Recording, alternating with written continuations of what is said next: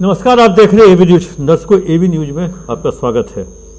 आज फिर हम उसी भ्रष्ट डीएसपी की कुछ गाथाएं लेके बैठे हैं और उनसे जो त्रस्त सीमांचल के लोग थे उनकी भी गाथा है, जो किस तरह से लोगों को प्रताड़ित करते थे और बरामद पैसे तक वो छीन के ले जाते थे थाने में से। वादी को पैसे भी नहीं मिलते थे। 94 बैच का गौतम कुमार 19 में ये बने डीएसपी, 2019 में 13 के आसपास ये बने थे इंस्पेक्टर।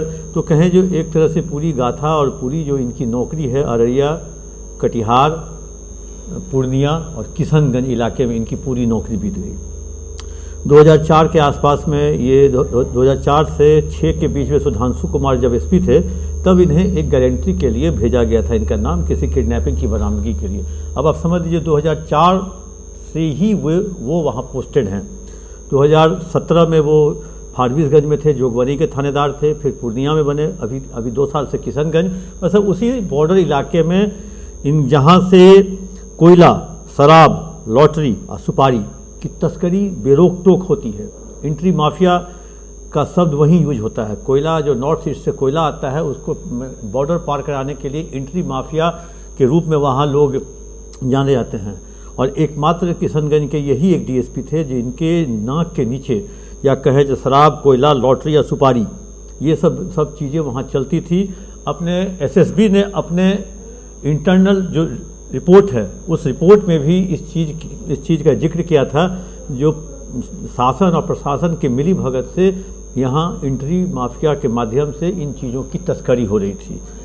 उसकी भी एक जांच चल रही है। आज ईओयू की एक टीम, एएसपी के नेतृत्व में एक टीम किशनगंज पहुंची है। वहाँ पूर्णिया पर बेस कैंप बना करके वहाँ के लोगों से जो जानकारियाँ मिल रही हैं, क्योंकि इनके खिलाफ गुब्बार था, इनके खिलाफ आम लोग आके बता रहे थे जो गौतम कुमार ने यहाँ अपना इन्वेस्टमेंट किया और उसी के तहत पुलिस को भी टिप ऑफ मिल रहा है। अभी एक इन्फॉर्मेशन ईओयू को मिला है, जो डगरुआ एक जगह है वहाँ 8 एकड़ ज़मीन गौतम कुमार ने इसी महीने रजिस्ट्री करवाई। इन सब की जांच के लिए एक एएसपी के नेतृत्व में 4 सदस्यीय टीम वहाँ कैंप कर रही है। आज से कैंप करना स्टार्ट कर दिया गया है। उन लोगों को सुरक्षा भी मुहैया कराने के लिए किशनगंज पूर्णिया एसपी को मुख्यालय के स्तर से कहा गया है, क्योंकि गौतम कुमार का इतना रसूख है जो ईओयू के अधिकारी भी उसकी संपत्ति जांच करने से इनकार कर रहे हैं। मेरी जानकारी के अनुसार ईओयू का एक इंस्पेक्टर रैंक का पदाधिकारी जो अभी वहाँ घटनास्थल पे है, उससे जब विभाग ने कहा जो आप उसके संपत्ति की जांच कीजिए, आप जाइए रजिस्ट्री ऑफिस वहाँ जांच कीजिए, तो उसने साफ इनकार कर दिया। कहा जो सर इस तरह का लेटर बाय नेम हमको नहीं दिया जाए, मुझे भरवली कहिए तो मैं भरवली अपने स्तर से, इंटरनली अपने स्तर से। इस पर शायद उसे डांट भी लगी। कहा गया तब पुलिस की नौकरी में क्यों बहाल हुए, और पुलिस की नौकरी तब छोड़ दीजिए जब आपको अपने ही विभाग के लोगों के खिलाफ जांच करने में जब आपको कोताही बरत रहे हैं, तो फिर आगे माफियाओं के खिलाफ आप कैसे काम कीजिएगा। दोस्तों, एक गाथा है गौतम कुमार की। गौतम कुमार जोगबनी थाने में थानेदार थे 17 में, सितंबर-अक्टूबर में। 4 अक्टूबर को एक मामला दर्ज होता है, चोरी का मामला। एक पेट्रोल पंप व्यवसायी, चोरी उनके यहाँ हो जाती है कैश नगद, और उसमें उसी दिन जो लोग संदिग्ध रूप में देखे गए थे उनको उसी दिन पकड़ा जाता है। और उस पकड़ने के साथ ही पुलिस ने एक यहाँ ट्रिक क्या खेला, उस चोरी के एफआईआर में उस दोनों जो संदिग्ध पकड़े गए थे उन दोनों को नेम्ड कर दिया और थाने लेके चली गई। एफआईआर घटना 4 तारीख को 2 लोगों की कहें जो गिरफ्तारी, और उस दोनों को, और एफआईआर होता है 7 तारीख को। एफआईआर का डेट है 6 तारीख को। 6 तारीख को एफआईआर है, 2 दिन के बाद। उसके बाद 11 तारीख को उन दोनों जो संदिग्ध थे उनको थाने से छोड़ दिया जाता है, और इस जांच की अफवाह फैल जाती है। तो सारे के सारे पैसे बरामद हो गए, लेकिन फिर भी थाने से छोड़ दिया गया। आखिर बात उठती है जो भाई नेम्ड एक्यूज क्योंकि उस समय तो बीएनएस था भी नहीं। 7 साल के जो सज़ा से नीचे वाले को थाने से छोड़ने वाली उस समय नियम भी नहीं था। तो उस चोरी के नेम्ड एक्यूज को कैसे छोड़ दिया गया। उसके बाद उस समय के तत्कालीन डीएसपी थे जिनको 30 अक्टूबर को रिटायर होना था। नाम शायद है अजीत कुमार सिंह। अजीत कुमार सिंह पीओ पे जाते हैं घटनास्थल पे, और घटनास्थल पे जाते हैं और पूछते हैं रिटायरमेंट से पहले, जो उनका पहला प्रश्न रहता है उस पेट्रोल पंप व्यवसायी से, जो आपको इतने पैसे कहाँ से आए, पैसे बरामद हुए, पैसे बरामद करने हैं, कैसे चोरी हुआ, इसकी पूछताछ नहीं। तो पेट्रोल पंप व्यवसायी थोड़ा दबंग किस्म के थे, उन्होंने कहा जो आप इसकी शिकायत इनकम टैक्स डिपार्टमेंट से कीजिए, ये पूछने का हक आपको नहीं है जो मेरे पास इतना पैसा कैसे आया। इनकम टैक्स पूछेगी आपके आवेदन पे, तब मैं जवाब दूंगा। उसके बाद वो चले गए डीएसपी साहब रिटायर भी हो गए। सुपरविजन में उस केस को उन्होंने कहें जो अपने तरीके से उसको जांच में रख दिया। उसके बाद फारबिसगंज डीएसपी अजीत कुमार सिंह के जाने के बाद कुछ दिनों का फासला खाली रहता है, तो अररिया एसडीपीओ केडी सिंह को उसका प्रभार मिलता है। केडी सिंह 17 सितंबर को फिर घटनास्थल पे जाते हैं, और घटनास्थल पे उन्होंने घटना को सच माना। घटना में चोर को कैसे उसका उन्होंने अपना एक सुपरविजन निकाला। उन्होंने कहा जो मोहम्मद हजरत और मोहम्मद दिलसाद को थाने से क्यों छोड़ा गया। उसके बाद 4 तारीख को घटना घटती है, 6 को एफआईआर क्यों हुआ, थाने से क्यों छोड़ा गया, एफएसएल की टीम को घटनास्थल पे क्यों नहीं बुलाया गया। और उसके बाद उन्होंने साफ तौर पे लिखा जो थाने वो पैसे की बरामदगी की बात सही लगती है, इसलिए शो कॉज पूछते हुए इन पर विभागीय कार्रवाई की जाए, और ये लेटर उन्होंने एसपी को लिख दिया।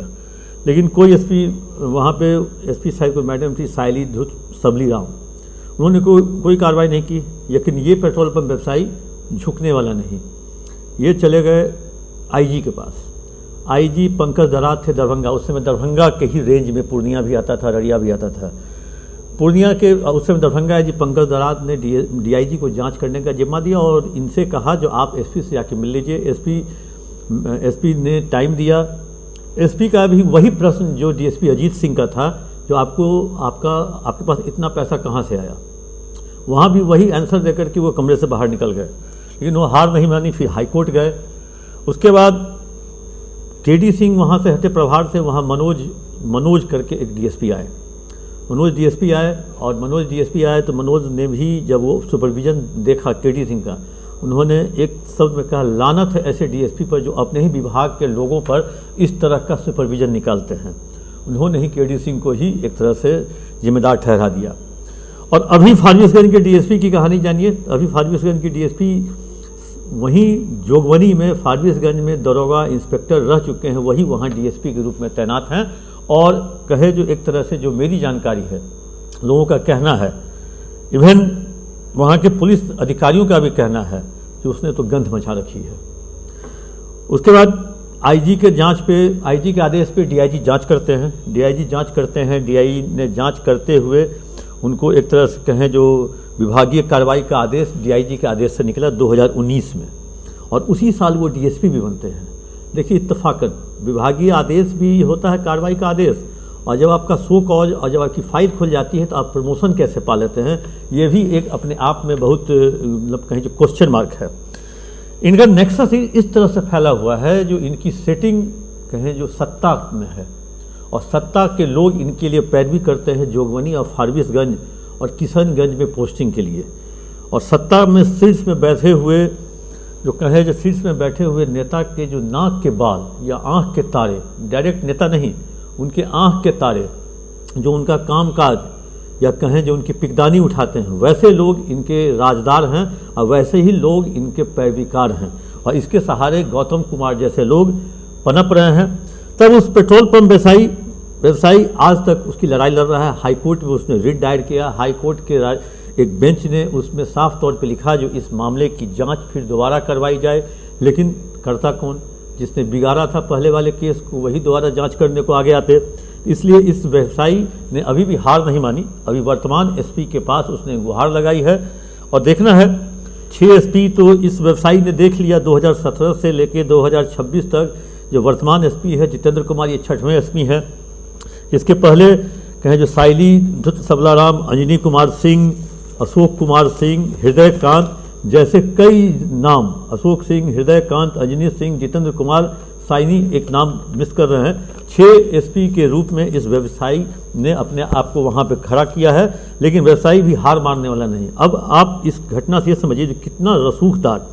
इतना ही नहीं, गौतम कुमार के खिलाफ नेपाल के ही नेपाल शासन ने नेपाली दूतावास को, जो दिल्ली में है 12 खंभा रोड में, वहाँ भी एक शिकायत पत्र लिखा था। शिकायत पत्र में ये लिखा था नेपाली शब्दों में, वो भी शिकायत पत्र मेरे पास है, लिखा था जो एक नेपाली युवक को इसने पकड़ा, हाजत में बंद किया इसने, और इसके एसआई ने, शायद उसका भी नाम था उसमें, और उसने बंद किया और नेपाली करेंसी नहीं इंडियन करेंसी लेकर के उसके हाजत से छोड़ा।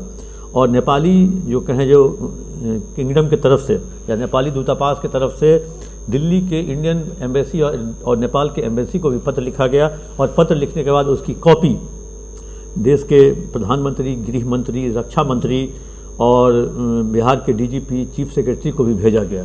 मतलब इसके कारनामे देश में नहीं विदेश में भी चर्चे में हैं, और महिला मित्र के शौकीन हैं। महिला मित्र के नाम पे ये सारा कारोबार करते थे, और उस कारोबार में छद्म रूप में ये कहें जो ये छद्म रूप से उस महिला मित्र का यूज करके उसके नाम पे सारी खरीदी हुई प्रॉपर्टी कुछ दिनों के बाद अपने परिजनों के नाम पर उसको गिफ्ट में करवा देते थे। मतलब कहें जो सातिर दिमाग का यूज करके इसने करोड़ों, अभी तक का जो आकलन है वो 80 करोड़ तक की संपत्ति इनने अवैध रूप से अर्जित की है।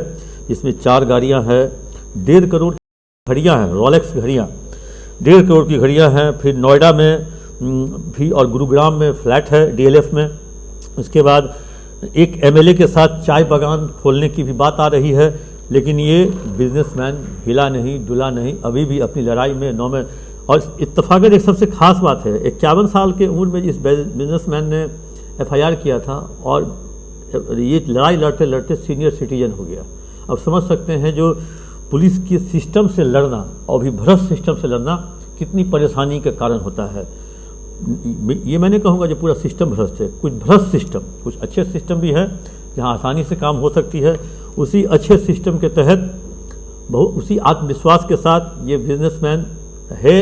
इसके लिए 14 लाख रुपया कोई बहुत बड़ी बात नहीं है, लेकिन जब चोर को मैंने पकड़ के दिया, चोर जब सब कुछ कबूल लिया, जब पैसा बरामद हो गया, तो वादी तक क्यों नहीं पहुंचा। इसके लिए 14 लाख रुपए इस व्यवसायी के लिए बहुत बड़ी बात नहीं है। इसके पेट्रोल पंप हैं, रेस्टोरेंट हैं, होटल्स हैं, लेकिन इसने इस लड़ाई को ले लिया ईगो पे और कहा जो सिस्टम के साथ खिलवाड़ जो जनता करती है, जब जनता के साथ जो सिस्टम खिलवाड़ करती है उसके खिलाफ मैं लड़ रहा हूँ। देखते हैं इनको लड़ाई कब तक मिलेगी। वैसे उसी सिस्टम में विश्वास मान के फिर इस बार जो वर्तमान एसपी हैं उनसे शायद मिलने का इन्होंने समय मांगा है, समय शायद इनको मिल भी गया है। अब देखना है जो सिस्टम में के साथ ये लड़ते लड़ते क्या सिस्टम इनको फ़ायदा पहुंचाएगा, सिस्टम से क्या इनको न्याय मिलेगा।